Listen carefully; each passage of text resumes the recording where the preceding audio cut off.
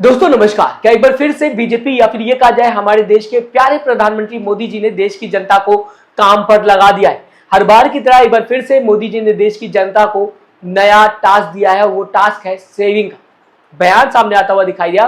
दरअसल मोदी जी ने हैदराबाद से देश की जनता को तेल और ऑयल पर त्याग करने की दोस्तों अपील की है और इस वीडियो को लेकर लगातार विपक्ष सवाल करता हुआ दिखाई दे रहा है।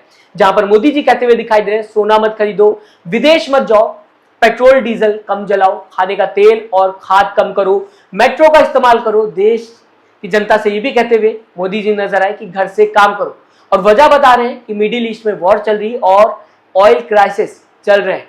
फिर सवाल ये उठता हुआ दोस्तों दिखाई दे रहा है कि मोदी जी ने देश की जनता से ये बात पहले क्यों नहीं कही, पहले बीजेपी ने ये क्यों नहीं बताया जो आज मोदी जी बताने की कोशिश कर रहे हैं। जबकि ये वॉर आज से नहीं चल रही, इस वॉर को अच्छा खासा टाइम हो चुका है और इसीलिए मार्च अप्रैल से ही ऑयल के दाम बढ़ते हुए पूरी दुनिया भर में दिखाई दे रहे थे। साथ ही ग्लोबल मार्केट में भी इसका असर देखने को मिल रहा है। आज महीने बाद मोदी जी ये बयान क्यों देते हुए नजर आ रहे हैं? दरअसल दोस्तों विपक्ष का ये कहना है कि अभी हाल में 5 स्टेट में इलेक्शन हो रहे थे, जैसे कि असम, वेस्ट बंगाल, तमिलनाडु, केरल, पौंडुचेरी, और इलेक्शन के टाइम में पब्लिक को सच बताने से बीजेपी के वोट पर इसका असर देखने को मिलता है या फिर ये कहा जाए असर पड़ सकता था। लोगों के मन में आता कि सरकार सिचुएशन कंट्रोल नहीं कर पा रही और विपक्ष इस मुद्दे को जनता के बीच में उठाता। विपक्ष के लिए एक बहुत ही तगड़ा पॉइंट होता है ये जनता के बीच में रखने का, जबकि इस तरीके से बीजेपी देश को बताने की कोशिश करती कि ये सारे काम जो है वो कम कर दो। ऐसे में गोदी मीडिया भी सरकार को चाहे जितना बचाने की कोशिश करती, शायद बचा ना पाते, तब भी थोड़ा बहुत नुकसान या फिर लॉस होता। इसीलिए इलेक्शन तक चुप रहे, सस्ता पेट्रोल, डीजल और एलपीजी देते रहे और जैसे ही इलेक्शन खत्म हुए सीधा पब्लिक के सामने मोदी जी ने आकर त्याग और बचत की अपील कर दी। साथियों, हमें पेट्रोल डीजल का उपयोग कम करना होगा। शहरों में जहां मेट्रो है वहां हम तय करें कि हम मेट्रो का ही उपयोग करेंगे, ज्यादा से ज्यादा मेट्रो में ही जाएंगे।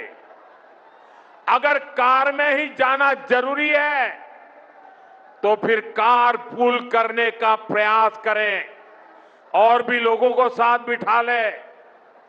अगर हमें कहीं सामान भेजना हो तो कोशिश करनी है कि वह ज्यादा से ज्यादा रेलवे गुड्स के जो ट्रेन होती है रेलवे की सर्विसेज से भेजें, ताकि इलेक्ट्रिक रेलवे होने के कारण पेट्रोल डीजल की जरूरत नहीं पड़ती है। जिन लोगों के पास इलेक्ट्रिक व्हीकल है वो भी कोशिश करें कि इलेक्ट्रिक व्हीकल का ज्यादा से ज्यादा उपयोग करें।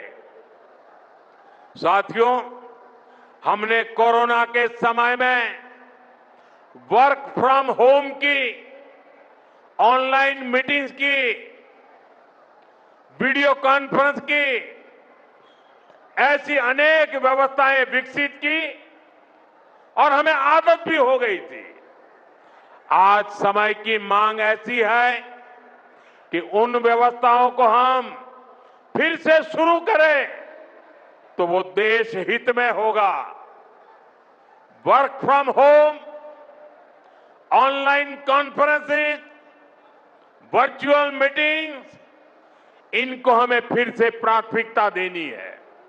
साथियों, आज जो संकट है उसमें हमें विदेशी मुद्रा बचाने पर भी बहुत जोर देना होगा, क्योंकि दुनिया में पेट्रोल डीजल इतना ज्यादा महंगा हो गया है, पहले से कई गुना ज्यादा कीमतें बढ़ गई है।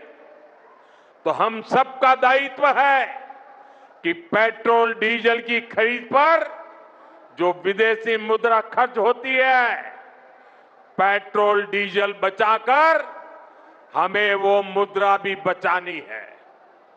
इसके लिए हमारे छोटे छोटे प्रयास भी देश की बहुत मदद कर सकते हैं। जैसे आजकल जो विदेशों में शादियों का, विदेशों में घूमने का, विदेशों में वैकेशन पर जाने का मिडिल क्लास में कल्चर बढ़ता जा रहा है। हमें तय करना होगा कि जब ये संकट का काल है और हमारी देशभक्ति हमें ललकार रही है, तो कम से कम 1 साल के लिए हमें विदेशों में जाने की बातों को टालना चाहिए। भारत में बहुत सारी जगह है। साथियों, गोल्ड यानी सोने की खरीद एक और पहलू है जिसमें विदेशी मुद्रा बहुत अधिक खर्च होती है। एक जमाना था जब संकट आता था, कोई युद्ध होता था, तो लोग देश हित में सोना दान दे देते थे। आज दान की जरूरत नहीं है, लेकिन देश हित में हमको ये तय करना पड़ेगा कि साल भर तक घर में कोई भी फंक्शन हो, कोई भी कार्यक्रम हो, हम सोने के गहने नहीं खरीदेंगे, सोना नहीं खरीदेंगे। दोस्तों, मोदी जी का जब बयान सामने आता हुआ दिखाई दे तो राहुल गांधी ने भी इस पूरे मामले को लेकर सवाल किया है प्रधानमंत्री नरेंद्र मोदी से ट्विटर के थ्रू। राहुल गांधी लिखते हुए दिखाई दिए, मोदी जी ने पब्लिक से त्याग मांगा है, सोना मत खरीदो, विदेश मत जाओ, पेट्रोल कम करो। ये उपदेश नहीं है, ये नाकामी का सबूत है। 12 साल में देश को इस मोड़ पर ला दिया है कि अब पब्लिक को बताना पड़ रहा है क्या खरीदे और क्या ना खरीदे। राहुल गांधी का सीधा सीधा बयान सामने आता हुआ दिखाई दिया। नाकामी राहुल गांधी प्रधानमंत्री नरेंद्र मोदी के बयान को बताने की कोशिश कर रहे हैं कि सरकार मैनेज नहीं कर पा रही। और अगर बात की जाए तो पिछले 12 सालों से देश में बीजेपी की सरकार, राहुल गांधी ने सीधा सीधा बताने की कोशिश की कि ये सरकार की नाकामी।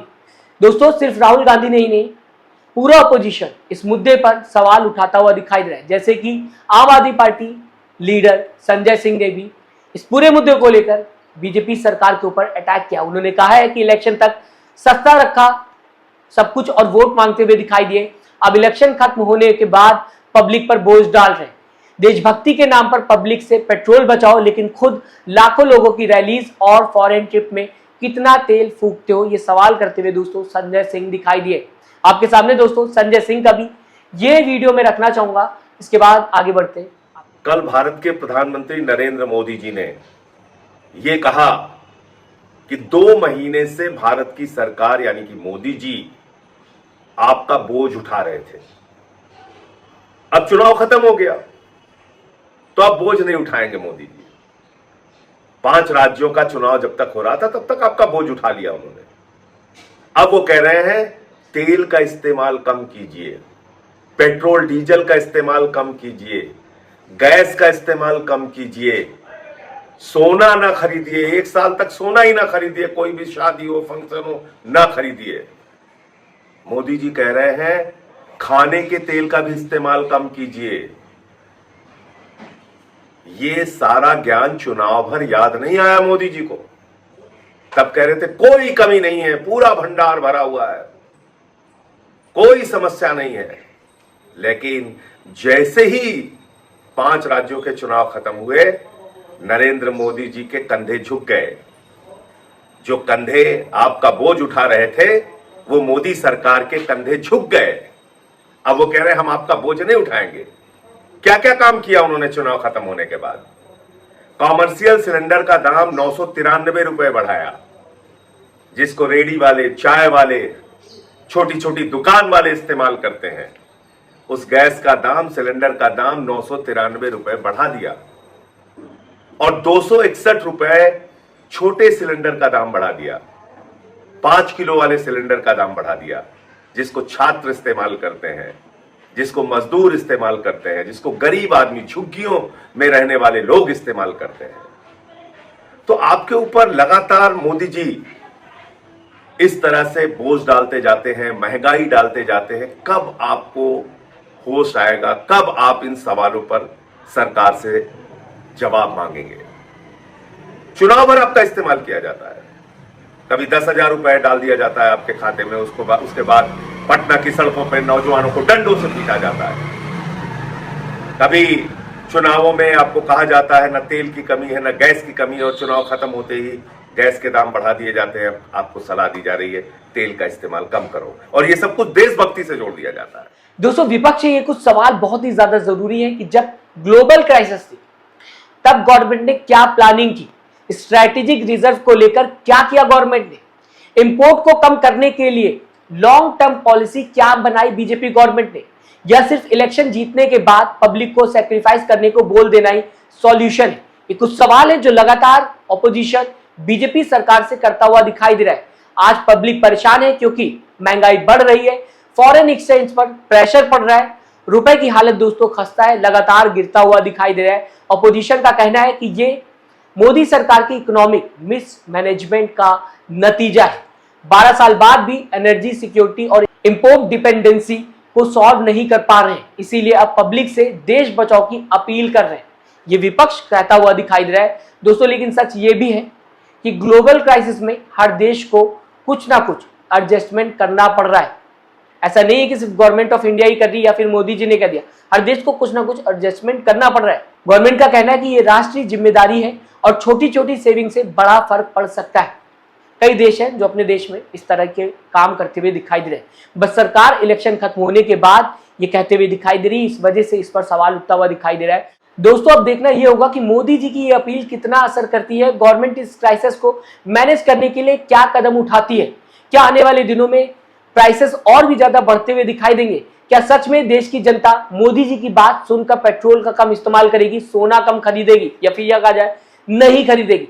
आप क्या सोचते हैं कमेंट बॉक्स में दोस्तों अपनी राय जरूर दीजिएगा। साथ ही साथ चैनल को सब्सक्राइब, वीडियो को लाइक करना मत भूलिएगा। दोस्तों, अपना ख्याल रखिएगा। नमस्कार।